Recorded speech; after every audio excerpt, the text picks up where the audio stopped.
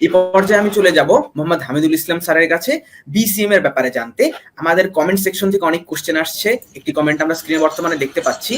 সেই কমেন্টের পাশাপাশি স্যারের কাছ থেকে আমি জানতে চাচ্ছি, স্যার বিসিএম থেকে হায়ার স্টাডিজে আমাদের জন্য কি পরিমাণ অপরচুনিটি রয়েছে, এবং তার পাশাপাশি জবের ক্ষেত্রে দেশে সরকারি জব বা বেসরকারি জব, এবং তার পাশাপাশি হায়ার স্টাডিজে বাইরে গিয়ে সেখান থেকে বাইরে সেটেল হওয়ার ব্যাপারে কি কি সুযোগ সুবিধা আমরা পেতে পারি। ধন্যবাদ রায়ান, আমাকে আবার একবার সুযোগ দেওয়ার জন্য। আমি শুরুতে বলেছি আমাদের 3টা ব্যাচ বের হয়েছে। আসলে একটা ডিপার্টমেন্ট কতটুকু ভালো করছে সেটা ডিপেন্ড করে তাদের অ্যালামনাইয়ের উপরে। আর শুরু থেকে যেহেতু আমার ইনভলভমেন্ট ছিল এই ডিপার্টমেন্টের সাথে, একেবারেই শুরু থেকে বলবো, কারণ ডিপার্টমেন্টের বয়স যখন 2 মাস, মানে ক্লাস শুরু হওয়ার 2 মাস, তখনই আমি এই ডিপার্টমেন্টে জয়েন করেছি। সুতরাং একেবারে শুরু থেকে তদারকি করার সুযোগটা হয়েছে। সুতরাং আমি বলবো না যে কোন সাবজেক্টটা চুজ করতে, তবে আমার ইনফরমেশন গুলো 100% রিলায়েবল হবে, এতটুকু আমি বলতে পারি আর কি। তো শুরুতেই বলতে চাই জব নিয়ে, এবং private, government job, higher study বা এন্টারপ্রেনারশিপ, এই সেক্টরগুলোতে যদি আমি বলতে চাই, তো শুরুতে যদি আমি প্রাইভেট সেক্টরে বলি, তাহলে প্রাইভেট সেক্টরে যেখানে কনস্ট্রাকশন রিলেটেড জব আছে সেই সব জায়গাগুলোতে আমাদের বিএসএম গ্রাজুয়েটরা ডিরেক্টলি ইনভলভ হতে পারবে, ইনক্লুডিং ন্যাশনাল ইন্টারন্যাশনাল প্রজেক্ট। এবং কিছু ছাত্র বাইরের দেশেও জব করার জন্য, বাংলাদেশে যেমন এর সুযোগ আছে, বাইরের দেশে সুযোগটা আরো বেশি। কারণ বাইরের দেশে ইন্টারন্যাশনাল প্রজেক্ট মানে, আমি শুরুতেই কথার মধ্যে বলেছিলাম যে প্রজেক্ট ডিলে, এই টার্মটা খুবই ইম্পর্টেন্ট। কারণ একটা প্রজেক্টের যদি আমি ধরি 100 crore বা 100 কোটি টাকা এর বাজেট থাকে, তাহলে শুধুমাত্র ডিলের কারণে যেমন সময়ে তার সার্ভিসেবিলিটি থাকবে না, দেখা যাচ্ছে ম্যাটেরিয়ালস এর দাম বেড়ে যায়, পরের 2 বছরে গিয়ে এটা 150 কোটিতে গিয়ে ঠিকবে। ইভেন আমরা যদি আমাদের ন্যাশনাল প্রজেক্ট গুলা, যে Padma bridge, Rampal power plant, nuclear power, Rooppur power plant, এই পাওয়ার প্ল্যান্ট গুলোতে যে প্রজেক্টে যে কস্ট এস্টিমেশন দেখি, তাহলে এই বিষয়গুলো আমাদের কাছে ক্লিয়ার হবে। তো সেই জায়গাতে আমাদের বিএসএম গ্রাজুয়েটরা ডিরেক্টলি ইনভলভ। তো আমি এই জব সেক্টর নিয়ে কথার একেবারে স্টার্ট পয়েন্টে বলেছিলাম যে ডিপেন্ড করে এটা ওই অ্যালামনারা কতটুকু ভালো করছে। তো আমার রেকর্ডে বা যতটুকু খোঁজ খবর পেয়েছি, বড় বড় অনেকগুলো প্রজেক্টে আমাদের স্যালারি আমার স্যালারির 1.5 টাইমস টু 2 টাইমস স্যালারিতে তারা জব করছে। সুতরাং আন্দাজ করা যায় অলমোস্ট 65,000 স্যালারি, 70,000 স্যালারিতে জব করছে। তবে শুরুর দিকে কিছুটা স্ট্রাগলিং আছে, যেমন রামপাল পাওয়ার প্ল্যান্টে আমাদের 5 থেকে 6 জন স্টুডেন্ট আছে, কারণ আমাদের খুবই অল্প সংখ্যক ব্যাচ বের হয়েছে, তোমরা হয়তো অবগত আছো, 3টা ব্যাচ বের হয়েছে। সেখান থেকে আমাদের প্রাইভেট সেক্টরে শুধুমাত্র রামপাল পাওয়ার প্ল্যান্টেই, এটা একটা ইন্টারন্যাশনাল প্রজেক্ট, সেখানে আছে। রূপপুর পাওয়ার প্ল্যান্টেও 6 থেকে 7 জন ইঞ্জিনিয়ার আছে। এবং বাংলাদেশের যতগুলা, যেমন মেট্রো রেল প্রজেক্টে 3 থেকে 4 জন আছে। এই হচ্ছে আমাদের প্রাইভেট সেক্টরের অবস্থা। এর বাইরেও আমি বলেছি যে কনস্ট্রাকশন রিলেটেড যতগুলা সাইট আছে যেখানে সিভিল ইঞ্জিনিয়ারিং গ্রাজুয়েট যেতে পারবে, প্যারালালি আমাদের বিল্ডিং ইঞ্জিনিয়ারিং, কনস্ট্রাকশন ম্যানেজমেন্ট ছাত্রও যেতে পারবে, শুধুমাত্র 2-1টা ফিল্ড বাদে।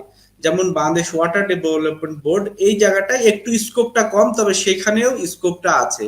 এবং রিসেন্টলি তোমরা হয়তো জেনে থাকবে, পটুয়াখালীতে একটা ব্রিজ ওপেন হয়েছে। সেই ব্রিজের যে প্রজেক্ট ইঞ্জিনিয়ার ছিল, সেখানে আমাদের একজন ইঞ্জিনিয়ার ছিল, আমাদের প্রথম ব্যাচের একজন ছাত্র ছিল আল ইমরান নামের।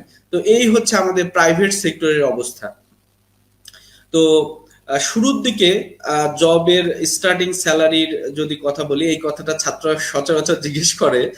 তো সেই বিষয়টা এরকম যে 20 থেকে 25,000 এর মধ্যে শুরু হয়, উইদিন 1-2 ইয়ার্স এর মধ্যে এটা 50,000 এর কাছাকাছি চলে যায়। ইনফ্যাক্ট আজকে সকালেও একজন ছাত্র, সে আমাদের এই সম্প্রতি বের হয়েছে 15 ব্যাচ, যারা করোনার আগ দিয়ে বের হয়েছে, যার কারণে তাদের কিছুটা অসুবিধা হয়েছে, সে এখন 50,000 স্যালারিতে আছে, একটা ডিজাইন সেক্টরে কাজ করতে চাই, স্ট্রাকচারাল ডিজাইন হিসেবে।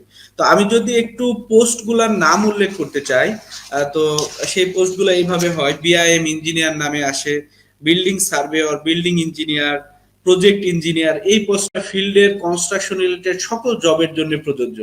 আর একটা কথা বলে রাখতে চাই, এই পর্যায়ে যখন এই ডিপার্টমেন্টের শুরুতে তখন আমাদের কুয়েটের একটা হাই এক্সপার্ট টিম গঠিত হয় তৎকালীন ভাইস চ্যান্সেলরের আমলে, যে এর জব স্কোপ এবং এর সিলেবাস নিয়ে একটা খুঁজে বের করার জন্য। তো আমরা সারা পৃথিবীর যত ইউনিভার্সিটি আছে সবগুলা অ্যানালাইসিস করে আমাদের সিলেবাসের স্ট্রাকচার দাঁড় করিয়েছিলাম।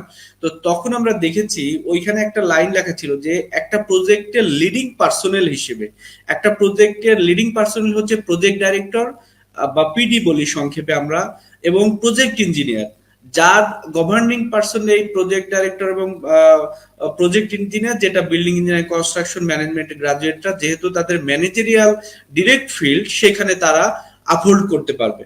তো এর বাইরে site engineer, structural engineer, structure analysis ডিজাইনের জন্য ফাউন্ডেশন ইঞ্জিনিয়ার, এবং কনস্ট্রাকশন ম্যানেজমেন্টের জন্য আমি বললাম একটু আগে প্রজেক্ট ডাইরেক্টর, প্রজেক্ট এবং contract manager, planning engineer, site manager, quality control এবং কোয়ালিটি অ্যাসুরেন্স, কিউএ কিউসি বলে আর কি, এই জায়গাটাতেও আমাদের বিল্ডিং ইঞ্জিনিয়ারিং কনস্ট্রাকশন ম্যানেজমেন্ট গ্রাজুয়েটরা যেতে পারবে।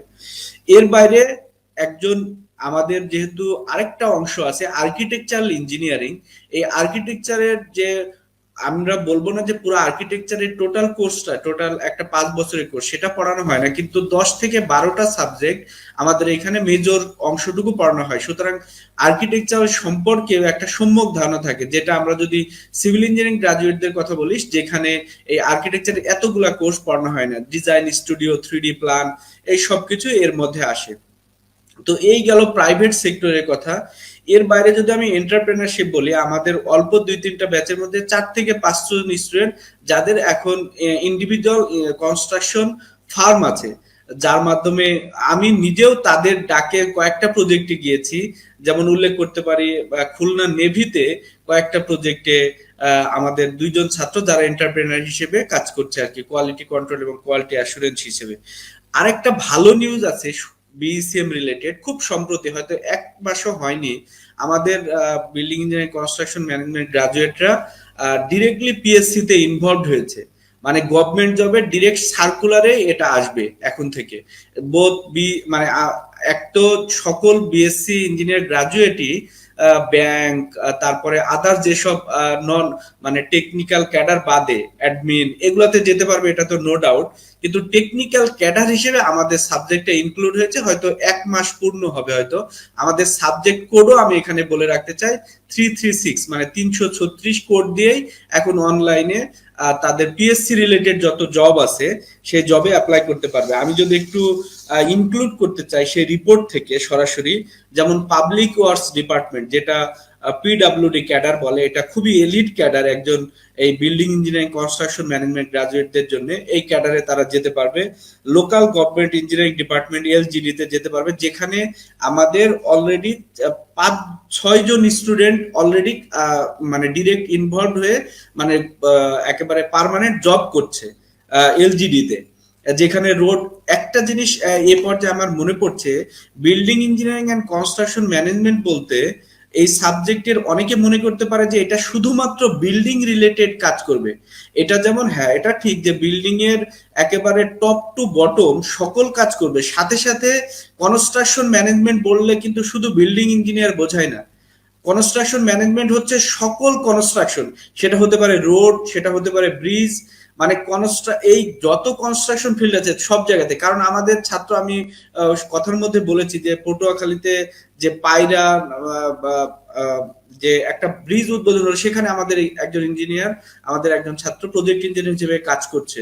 মেট্রো রেলে আছে, মেট্রো রেল তো বিল্ডিং না, তাহলে সেখানে কিভাবে জব পাচ্ছে, সেটা কনস্ট্রাকশন ম্যানেজমেন্ট দিয়ে, এবং তারা লিডিং পার্সনের, তার আন্ডারে অনেকগুলা অন্যান্য সয়েল এক্সপার্ট তারা কাজ করবে। এই ব্যাপারটা হচ্ছে কনস্ট্রাকশন ম্যানেজমেন্ট। তো কনস্ট্রাকশন ম্যানেজমেন্ট দিয়ে আসবে এলজিডিতে আমি বলেছি। তারপরে শিক্ষা প্রকৌশল অধিদপ্তরে গভর্নমেন্ট জবে তারা অ্যাপ্লাই করতে পারবে, স্বাস্থ্য প্রকৌশল অধিদপ্তরে অ্যাপ্লাই করতে পারবে, রোডস অ্যান্ড হাইওয়েতে অ্যাপ্লাই করতে পারবে। আমি সরাসরি যে কথাগুলো বলছি এটা হচ্ছে রিপোর্ট থেকে, সুতরাং এখানে আমার কোনো ম্যানিপুলেশনের সুযোগ নেই। অল্প সুযোগ আছে বাংলাদেশ ওয়াটার ডেভেলপমেন্ট বোর্ড, কারণ এই রিলেটেড আমাদের খুবই একটা সাবজেক্টের কিছু অংশ আছে। এর বাইরে আছে Bangladesh power development board, civil aviation authority of Bangladesh, Bangladesh রেলওয়েতে, Bangladesh Indian water transport authority এবং ওয়াসা যেগুলো আছে, এর বাইরে সরকারি চাকরিতে যেমন রাজুক, কেডিএ, সিডিএ এইগুলোতে তারা যেতে পারবে। এর বাইরেও যদি বলি যে যেসব পৌরসভা আছে সেই জায়গাগুলোতেও আমাদের এই জবের মাধ্যমে আমাদের ডিরেক্ট কোড দিয়ে গভর্নমেন্ট জবের কথাটা বলবো, তারা যেতে পারবে। এবং তার এক্সাম্পল আমাদের আমি বললাম 6 জন স্টুডেন্ট অলরেডি সেখানে জব করছে। আমাদের হয়তো সংখ্যাটা গোনা যাচ্ছে, কারণ খুব 3টা ব্যাচ বের হয়েছে, তোমরা বুঝতে পারছো। 3টা ব্যাচ বের হওয়ার কারণে আমি একেবারে এই ইনফরমেশন গুলা কালেক্ট করি, কারণ শুরুর দিকে অনেক কোশ্চেন আমাকে উত্তর দিতে হতো ডিরেক্ট আমার স্টুডেন্টকে যে আসলে এর প্রসপেক্টটা কি। তখন আমি একটু আচ্ছা বললেও এখন আমার হাতে ডকুমেন্টেড। এই গেল গভর্নমেন্ট জবের ব্যাপারটা। এখন যদি আমি হায়ার স্টাডিজের কথা বলি, যেহেতু আমাদের 3টা ব্যাচ বের হয়েছে, আমাদের অলমোস্ট 15 স্টুডেন্টের মতো অস্ট্রেলিয়া, কানাডা এবং ইরাসমাস মুন্ডুস এই স্কলারশিপ গুলাতে আছে, যার মধ্যে 10 জন স্টুডেন্ট একেবারে লিস্টেড, আমার হাতে লিস্ট আছে। 10 জন স্টুডেন্ট হচ্ছে ইউএসএ তে আছে, কেউ পিএইচডি তে, কেউ মাস্টার্সে। এইখানে এরকম সুযোগ নেই যে আমাদের ফিল্ড নেই, আমাদের স্টুডেন্ট ওই পিএইচডি তে বা মাস্টার্সে ডিরেক্ট ফিল্ডেই অ্যাপ্লাই করতে পারবে। যদি আমি কাউকে হার্ড করার জন্য বলছি না, আমাদের একজন ফ্যাকাল্টি মেম্বার সম্ভবত আবুজার স্যার বলেছিলেন যে হয়তো কোনো একটা অংশে ডিরেক্ট ইনভলভ নেই, কিন্তু আমাদের এই অংশটাতে ডিরেক্ট ইনভলভমেন্ট আছে। মানে সে ওই সাবজেক্টের কোর অংশ দিয়ে যেতে পারবে, স্ট্রাকচারাল ইঞ্জিনিয়ারিং দিয়ে যেতে পারবে, ফাউন্ডেশন ইঞ্জিনিয়ার দিয়ে যেতে পারবে, কনস্ট্রাকশন ম্যানেজমেন্ট দিয়ে যেতে পারবে, স্ট্রাকচার হেলথ মনিটরিং দিয়ে সে যেতে পারবে।